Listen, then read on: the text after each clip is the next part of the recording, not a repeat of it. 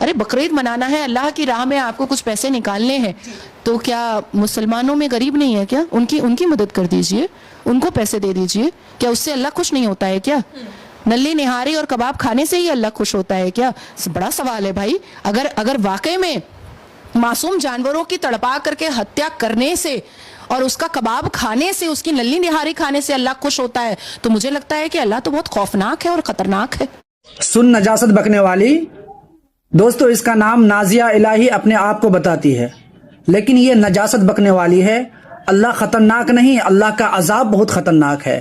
ان بطش ربک لشدید، بے شک اللہ کی پکڑ بہت ہی سخت ہے. یہ قربانی تو دیا جاتا ہے نا دوستو، جس پر واجب ہوتا ہے وہی قربانی دیتا ہے.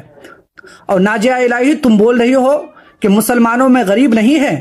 ہاں بالکل، مسلمانوں میں بھی غریب ہے، لیکن اس کی مدد کے لیے ہمارے پاس پورے سال میں 365 دن ہے.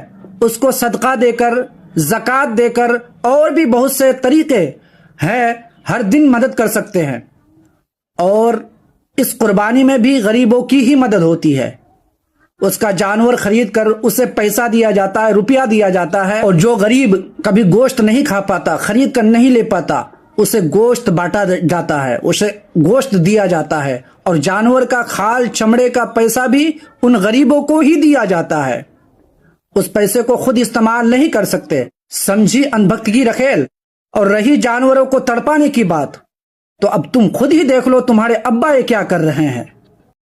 جاؤ جاؤ جاؤ، چلے جاؤ چلے جاؤ، وہ چلے جاؤ چلے جاؤ، بیکار مت رکو، جاؤ چلے جاؤ چلے جاؤ بھائی، تم چلے جاؤ. بیکار اپنی ماتا تم لے کر چلے جاؤ، بیکار یہاں مت لاؤ. یہ قربانی کا بازار ہے، یہ قربانی کا بازار ہے. یہاں جو خریدے گا وہ کاٹنے کے لیے خریدے گا، اس لیے تمہاری ماتا تم کاٹنے کے لیے یہاں